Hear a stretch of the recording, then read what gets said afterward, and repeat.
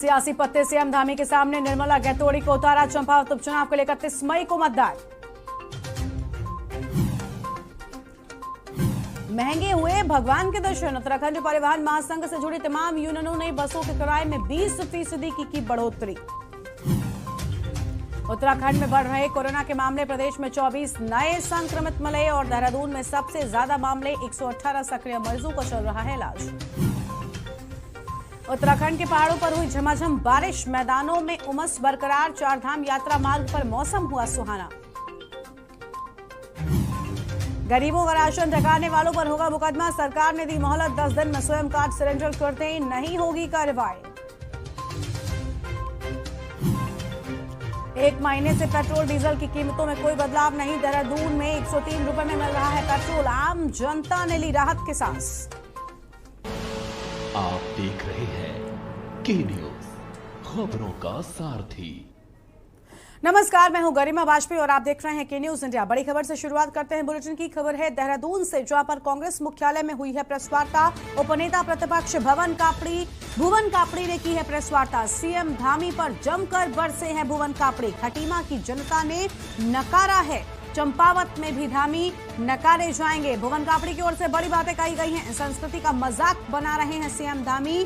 चंपावत उपचुनाव से डरे हैं मुख्यमंत्री पुष्कर सिंह धामी। भुवन कापड़ी की ओर से सारी बड़ी बातें कही गई और साथ ही भुवन कापड़ी ने कहा कि विधायक निधि की जांच हो। हरीश रावत ने स्टेडियम की घोषणा की थी। भुवन कापड़ी की ओर से बड़ी बातें कही गई हैं। 2015 में कांग्रेस ने 8 एकड़ जमीन गौशाला दी। शहीद स्मारक को बनने से पहले उसे समेट दिया। खटीमा के बनाए गए बाईपास में फसल बर्बाद होगी। ये बड़ी बातें कही गई हैं भुवन कापड़ी की ओर से। फिलहाल ये बड़ी खबर आपको बता रहे हैं। चंपावत चुनाव से डरे हैं मुख्यमंत्री पुष्कर सिंह धामी। भुवन कापड़ी ने ये बड़ी बातें कही और कहा कि विधायक निधि की जांच हो। तो विधायक निधि की जांच किए जाने की बात हरीश रावत ने स्टेडियम की घोषणा की थी। भुवन कापड़ी ने साफ कहा है कि हरीश रावत ने स्टेडियम की घोषणा की थी और 2000 आपको बता दें कि शहीद स्मारक को बनने से पहले ही उसे समेट दिया गया। हमारे साथ हमारी संवाददाता हिना आजमी जुड़ चुकी हैं। हिना, भुवन कापड़ी की ओर से पुष्कर सिंह धामी पर बड़ा हमला और ये बड़ी बातें कही गई हैं इस प्रेस वार्ता में।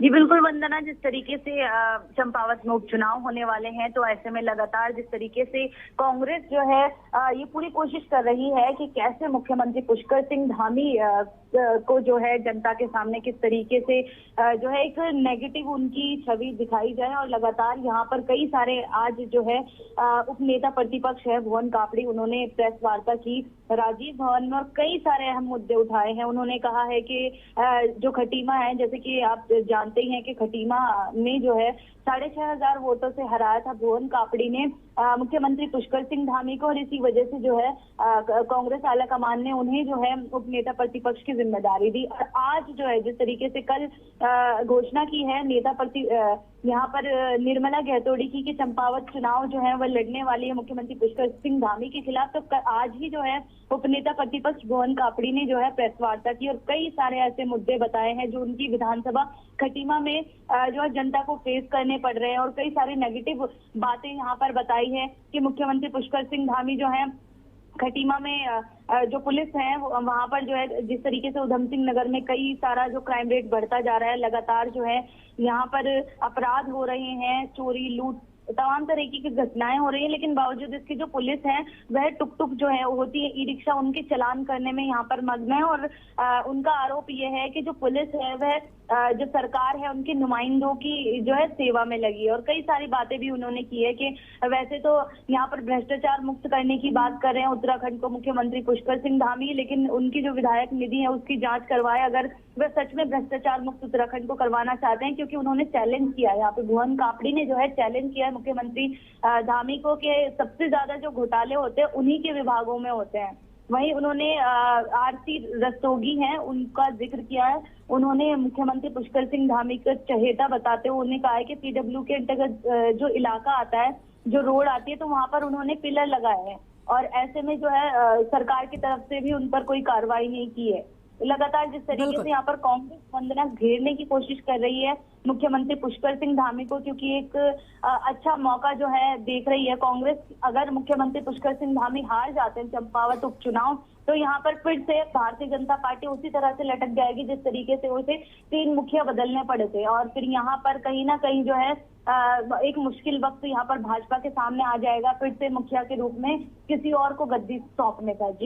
जी हिना, बिल्कुल हिना, मैं गरिमा आपके साथ हूं। और हिना, मेरा अगला सवाल ये है कि जिस तरह से लगातार हम देख रहे हैं कांग्रेस पार्टी पहले भी चंपावत में जो उपचुनाव होना है इसको लेकर मुख्यमंत्री पुष्कर सिंह धामी पर बड़ी बातें कहती रही, क्योंकि खटीमा में हार मिली। अब कहीं ना कहीं पुष्कर सिंह धामी के ऊपर भी एक भले ही जीत उनकी सुनिश्चित लोग कह रहे हैं कि है वो जीतेंगे, जो राजनीतिक विश्लेषक है वो कह रहे हैं, लेकिन फिर भी एक बड़ा प्रेशर पॉलिटिकल पुष्कर सिंह धामी के ऊपर जरूर है। इसको लेकर अब भारतीय जनता पार्टी की ओर से क्या कुछ खास तैयारियां की जा रही हैं, क्योंकि 31 मई को बताया जा रहा है मतदान होगा? जी बिल्कुल, जिस तरीके से गरिमा 31 मई को मतदान होने हैं, तो लगातार जिस तरीके से अब क्योंकि पूरा का पूरा जो फोकस है भारतीय जनता पार्टी का भी और कांग्रेस का भी चंपावत उपचुनाव पर है, क्योंकि यहाँ पर अगर बात करें क्योंकि 6 महीने के भीतर जो है मुख्यमंत्री पुष्कर सिंह धामी को चुनाव लड़ना था, और जिस तरीके से बहुत आसानी से वैसे तो डीडी हाट से चुनाव लड़ना था, क्योंकि यहाँ पर लगातार जिस तरीके से बिशन सिंह चौपाल अपनी पेशकश कर रहे थे, लेकिन अगर उनको जो है कैबिनेट मंत्रालय नहीं मिला है, कैबिनेट मंत्री नहीं बनाए गए हैं, तो इसी वजह से जो है उन्होंने जो है हामी नहीं भरी और कैलाश गैतोड़ी ने अपनी सीट दी है। अब भाजपा भी जो है जिस तरीके से अब 31 मई को चुनाव होने हैं, तो ऐसे में लगातार कोशिश कर रही है धरातल पर भी। लगातार जो मुख्यमंत्री पुष्कर सिंह धामी है और टीम है उनकी और भाजपा के जो कार्यकर्ता है लगातार एक्टिव नजर आ रहे हैं चंपावत में। और यहाँ पर दूसरी तरफ जो भारतीय जनता पार्टी है, कहीं ना कहीं थोड़ा सा डर तो है उनके बीच, क्योंकि यहाँ पर जो भीतरघात की आशंका लगाई जा रही थी। यहाँ पर कांग्रेस का मानना है कि जिस तरीके से खटीमा में भी भीतरघात किया गया है, तो वही कहीं ना कहीं चंपावत में भी भीतरघात किया जा सकता है, क्योंकि जो बिल्कुल, लेकिन तैयारी जो है ना वो लगातार हम देख रहे हैं बीजेपी कार्यकर्ता कर रहे हैं ताकि पुष्कर सिंह धामी को चंपावत से जीत दिलाई जा सके। बहुत शुक्रिया है ना आपका हमारे साथ जुड़ने के लिए और अधिक जानकारी हमारे दर्शकों तक पहुंचाने के लिए। तो फिलहाल ये आम खबर आपको बता दें, जहां पर उपनेता प्रतिपक्ष भुवन कापड़ी ने प्रेस वार्ता कर ये बड़ी बातें कही और साथ ही साथ पुष्कर सिंह धामी पर बड़ा राजनीतिक हमला भी बोला है। और अगली खबर का रुख कर लेते हैं। अगली खबर भी देहरादून से ही है। आम आदमी पार्टी उत्तराखंड की प्रेस वार्ता की शुरुआत हो चुकी है। फिलहाल ये बड़ी खबर आपको बता रहे हैं उत्तराखंड के देहरादून से। उत्तर प्रदेश आप प्रदेश प्रभारी की ओर से आपको बता दें कि यहाँ पर प्रेस वार्ता प्रदेश अध्यक्ष दीपक बाली प्रेस वार्ता शुरू कर चुके हैं और हाल ही में आप में शामिल हुए जोत सिंह बिष्ट को प्रदेश समन्वयक बनाया गया है। तो फिलहाल ये बड़ी खबर देहरादून से आपको हम बता रहे हैं, जहां पर प्रेस वार्ता में 14 पदों पर दीपक बाली ने किए नाम घोषित, यानी 14 नए पदों पर लोगों को जिम्मेदारी सौंपी गई है। आम आदमी पार्टी उत्तराखंड की प्रेस वार्ता की शुरुआत हो चुकी है। तो फिलहाल ये बड़ी खबर आपको हम बता रहे हैं, प्रेस वार्ता की शुरुआत हो चुकी है। आप प्रदेश प्रभारी प्रदेश अध्यक्ष कर रहे हैं संयुक्त प्रेस वार्ता।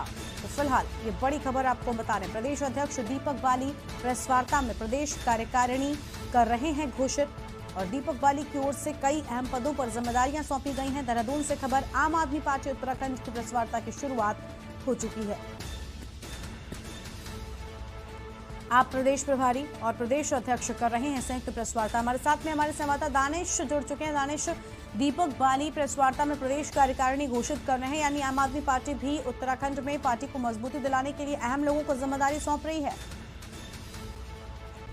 पार्टी ने विधानसभा चुनाव में कहीं ना कहीं जो हार का मोड़ जो आम आदमी पार्टी को देखना पड़ा था, उसके बाद तमाम जो कार्यकारिणी थी उन्होंने भंग कर दी गई थी। उसके बाद फिर दोबारा से जो प्रदेश अध्यक्ष दीपक बाली को प्रदेश अध्यक्ष बनाया गया था और उसके बाद सीधे तौर पर और हाल ही में जोत सिंह बिष्ट जो कांग्रेस छोड़कर आम आदमी पार्टी में शामिल हुए हैं, वो भी कहीं ना कहीं आज प्रेस वार्ता में शामिल है। और दीपक बाली और प्रदेश प्रभारी दिनेश मोहनिया दोनों संयुक्त तौर पर आज प्रेस वार्ता की और उसमें जो 14 पदों पर उत्तराखंड में जो आम आदमी पार्टी के 14 पद हैं उन पदों पर कार्यकारिणी की घोषणा आज दीपक बाली और दिनेश मोहनिया के द्वारा की गई, जिसमें जो हाल ही में कांग्रेस छोड़कर आम आदमी पार्टी में शामिल हुए हैं जोत सिंह बिष्ट को प्रदेश समन्वयक का एक पद दिया गया है। उसके बाद वो जो अल्पसंख्यक के तौर पर अगर आजाद अली जो कांग्रेस वो भी कांग्रेस छोड़कर आम आदमी पार्टी में शामिल हुए थे, उनको भी अल्पसंख्यक मोर्चे का प्रदेश अध्यक्ष बनाया गया है। तो इसी तरह से तमाम जो 14 पद हैं वो आम आदमी पार्टी ने भर लिए हैं और आगे की जो रणनीति है वो तैयार करने की बात कर रही है। जी बिल्कुल, बहुत शुक्रिया दानिश आपका हमारे साथ जुड़ने के लिए। अधिक अपडेट हमारे दर्शकों तक पहुंचाने के लिए तो फिलहाल ये बड़ी खबर, जहां पर आपको बता दें कि प्रदेश में पार्टी को मजबूती दिलाने के लिए यहां पर उत्तराखंड की प्रेस वार्ता की शुरुआत और कई अहम पदों पर जिम्मेदारी जो है वो लोगों को सौंपी जा रही है। और अब बढ़ते आगे की खबरों की ओर। खबर हरिद्वार से, जहां पर थाना सचकुल पुलिस ने हत्या के आरोप में फरार चल रहे एक आरोपी को गिरफ्तार कर न्यायालय के समक्ष पेश किया है। और प्राप्त जानकारी के अनुसार बीती 3 मई को थाना सचकुल में शिकायतकर्ता राजेश देवी पत्नी सुभाष निवासी बिशनपुर कुंडी थाना पथरी के द्वारा लिखित तहरीर देकर मुकदमा दर्ज करवाया गया था। तो वहीं उक्त मामले की गंभीरता को देखते हुए थाना सचकुल पुलिस द्वारा टीम गठित कर आरोपी को गिरफ्तार करने के लिए संभावित स्थानों पर दबिश दी गई, जिसके चलते हत्या के आरोप में नामजद अभियुक्त को थाना सचकुल पुलिस द्वारा गिरफ्तार भी कर लिया गया।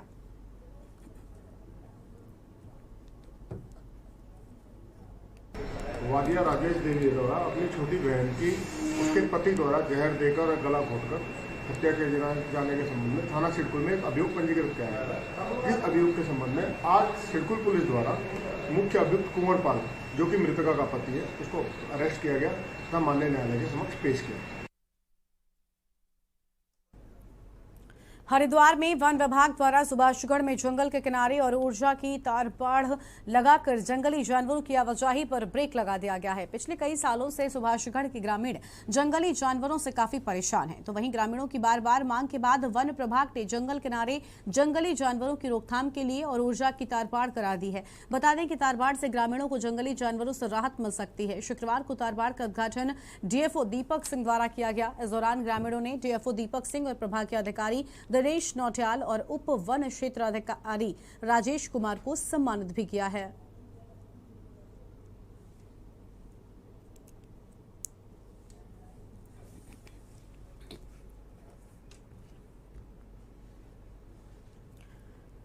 धर्मनगरी हरिद्वार में चारधाम यात्रा को जाने के लिए रजिस्ट्रेशन काउंटर पर 2000 से अधिक लोगों ने रजिस्ट्रेशन करवाया है। चारधाम यात्रा को जाने वाले श्रद्धालुओं के लिए रजिस्ट्रेशन की सुविधा के लिए जिला पर्यटन विभाग ने रेलवे स्टेशन, जिला पर्यटन अधिकारी के कार्यालय परिसर और नासन बोर्ड के अधिकारी के कार्यालय परिसर और नासन बॉर्डर पर काउंटर खोले गए हैं। साथ ही जिला पर्यटन अधिकारी कार्यालय परिसर स्थित रजिस्ट्रेशन काउंटर पर 1375 और रेलवे स्टेशन पर 450 और नासन बॉर्डर पर 186 श्रद्धालुओं ने अपना रजिस्ट्रेशन करवाया है।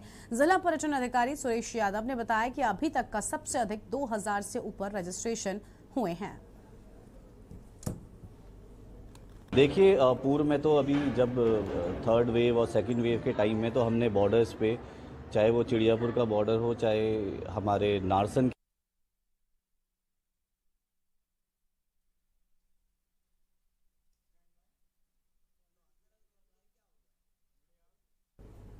हरिद्वार में नगर स्वास्थ्य अधिकारी हेमंत आर्य ने चारधाम यात्रा को लेकर वैक्सीनेशन और कोविड-19 की सैंपलिंग को लेकर जानकारी देते हुए बताया कि चारधाम यात्रा को लेकर बॉर्डर पर वैक्सीनेशन और सैंपलिंग के लिए पहले भी कैंप लगाए गए थे, जिसके माध्यम से अन्य राज्यों से आने वाले यात्रियों की जांच की जा रही थी। उन्होंने बताया कि अभी प्रशासन की ओर से कोई भी दिशा निर्देश नहीं दिए गए। उन्होंने आगे क्या कुछ कहा है, आइए वो भी आपको सुनाते हैं। देखिए, पूर्व में तो अभी जब थर्ड वेव और सेकंड वेव के टाइम में तो हमने बॉर्डर्स पे, चाहे वो चिड़ियापुर का बॉर्डर हो, चाहे हमारे नारसन के बॉर्डर्स हो या भी कोई अन्य बॉर्डर हो, तो वहाँ पे हमारी वैक्सीनेशन की टीम भी वहाँ पे बैठी है और टीकाकरण के साथ साथ वहाँ पे हमारी सैम्पलिंग की टीम भी वहाँ पे थी। तो बीच में अभी जो है, जब ये अभी थर्ड वेव के बाद अभी कोविड के केसेस कम हुए थे, अभी फिर बढ़ रहे हैं। तो जैसे ही हमारे प्रशासनिक जो दिशा निर्देश अगर मुख्य चिकित्सा अधिकारी महोदय की तरफ से कोई निर्देश मिलेंगे तो उसके संबंध में हम वहाँ पर भी अपना जो है टीकाकरण और सैंपलिंग का जो है कार्य सुचारू रूप से करेंगे। पेयजल निगम हरिद्वार में अधिशासी अभियंता के कार्यालय पर हरिद्वार के ग्रामीण क्षेत्रों के निवासियों ने किसानों के साथ प्रदेश अध्यक्ष चौधरी पदम सिंह रूड की अध्यक्षता में पेयजल निगम कार्यालय का घेराव किया। पेयजल निगम द्वारा ग्रामीण क्षेत्रों में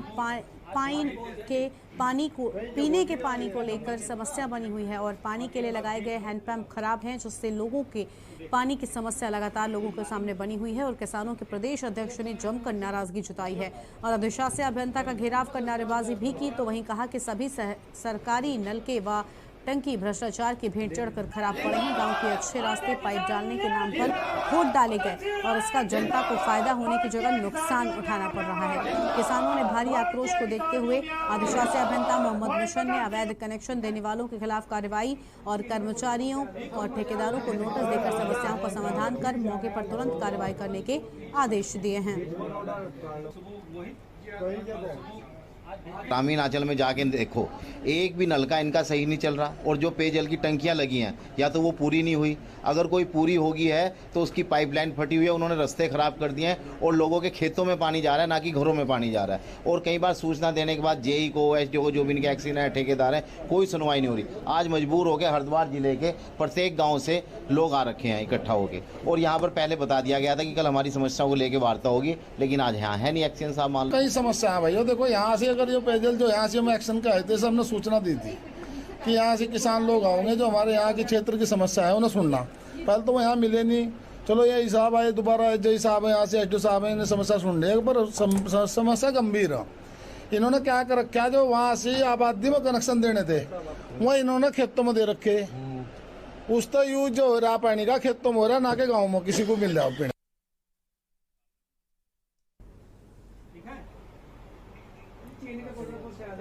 तो ग्रामीणों ने पेयजल निगम कार्यालय का घेराव किया है। हरिद्वार से खबर आपको बता रहे हैं, जहां पर पाइप डालने के नाम पर अब खुदाई से लोग बेहद परेशान हैं, क्योंकि इसका फायदा नहीं बल्कि नुकसान अब जनता को उठाना पड़ रहा है।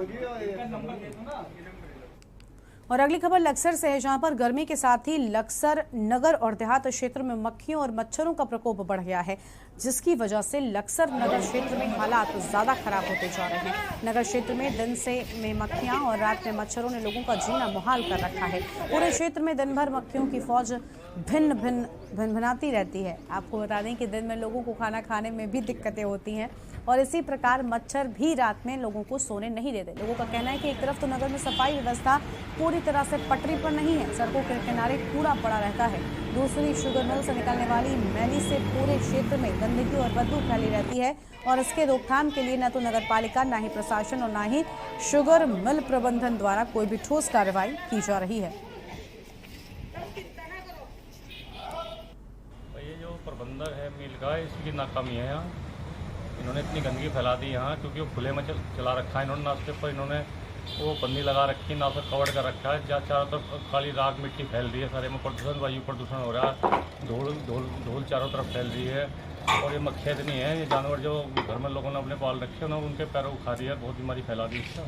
शिकायत कहाँ की आपने? बस शिकायत तो इसकी इनकी करने वाले हम लोग, हमसे प्रदूषण बोर्ड में देंगे और माननीय मुख्यमंत्री जी को लिखेंगे इसके लिए।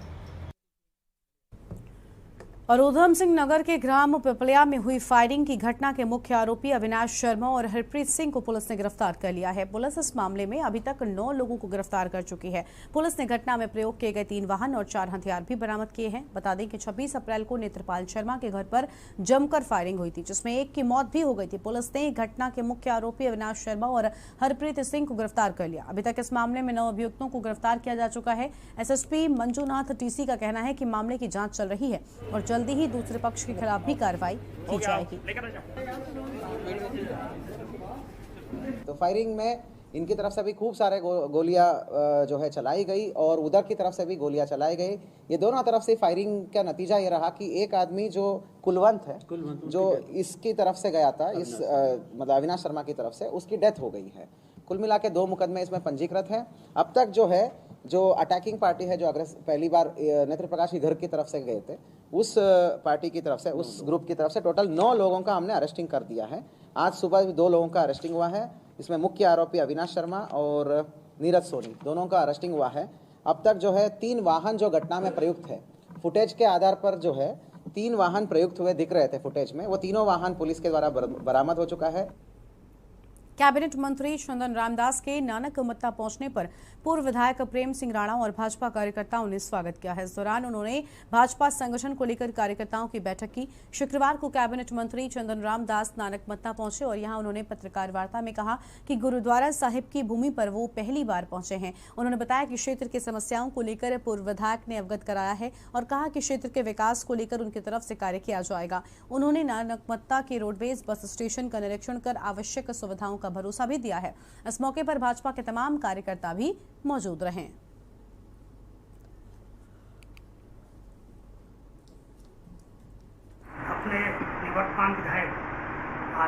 डॉक्टर राणा जी ने कुछ कामों के लिए बारे में कहा है, कुछ एससीपी टीएसपी की योजनाओं के बारे में।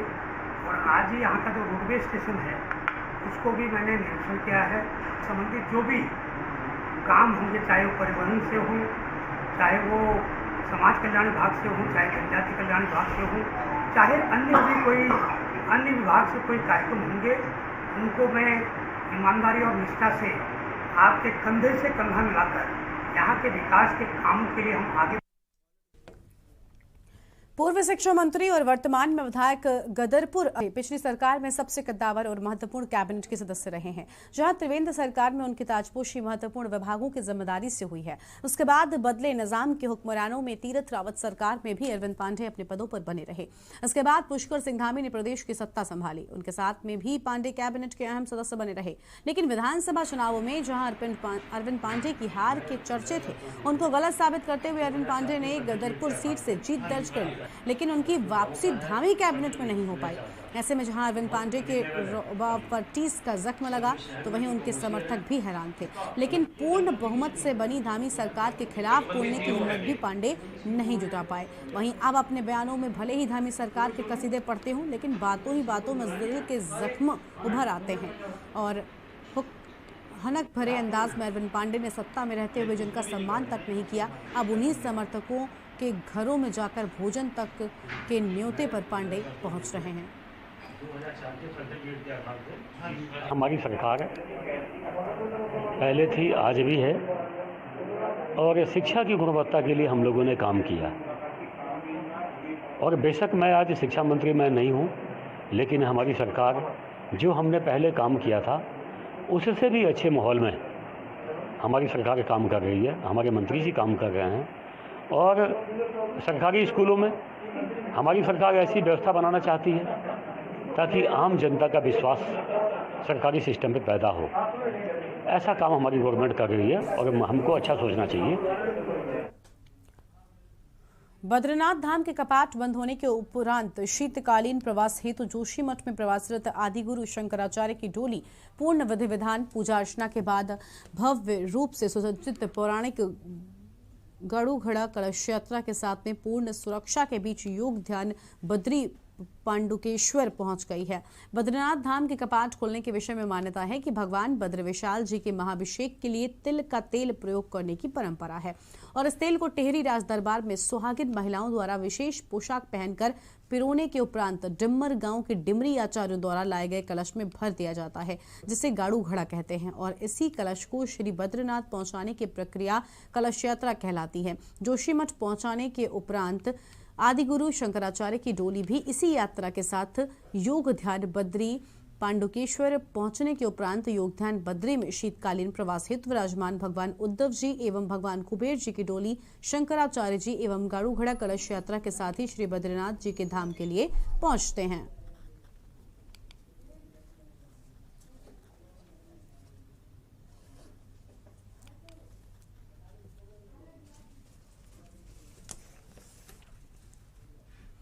और कानपुर से विधायक उमेश कुमार के नेतृत्व में पहाड़ परिवर्तन समिति ने बड़ी पहल करते हुए निर्धन कन्याओं के विवाह की जिम्मेदारी लेते हुए लक्सर में 3 निर्धन कन्याओं का विवाह संपन्न करवाया है। बता दें कि पहाड़ परिवर्तन समिति द्वारा स्वास्थ्य, पर्यावरण व अन्य सामाजिक कार्यों में सदैव से ही कार्य कराए जाते रहे हैं। पूर्ण में कोविड काल में भी समिति द्वारा उत्तराखंड के कोने कोने में सहायता पहुंचाई गई। पहाड़ परिवर्तन समिति की संयोजिका सोनिया शर्मा ने बताया कि समिति द्वारा सदैव ही समाज हित में कार्य किए जाते हैं। निर्धन कन्याओं के विवाह की दिशा में भी यह महत्वपूर्ण कदम है और आगे भी इस तरह के काम समिति लगातार करवाती रहेगी। जो फर्ज एक माता पिता निभाते हैं, उसी प्रकार विधायक उमेश कुमार और सोनिया शर्मा द्वारा इन निर्धन कन्याओं के विवाह के अवसर पर निभाया गया है। पहले दिन ही कहा था कि जो भी हमारी विधायक की तनख्वाह आएगी वो भी, और उसके अलावा जो हमारे पास से होगा वो भी, हम निर्धन और अनाथ कन्याओं के विवाह कराने में देंगे। उसका 1 रुपया भी मैं अपने किसी निजी इस्तेमाल में नहीं लूँगा। तो जो पहली मेरी विधायक की तनख्वाह आई थी, जो सैलरी आई थी मेरी, उससे हम इन बच्चों का विवाह करा रहे हैं। और आगे भी हर माह जो भी हमारे क्षेत्र के निर्धन परिवार हैं या अनाथ कन्याएं हैं उनका विवाह लगातार कराते रहेंगे हम इसी। और खबर उत्तराखंड में आज इतना ही। आप देखते रहिए न्यूज़ इंडिया। नमस्कार।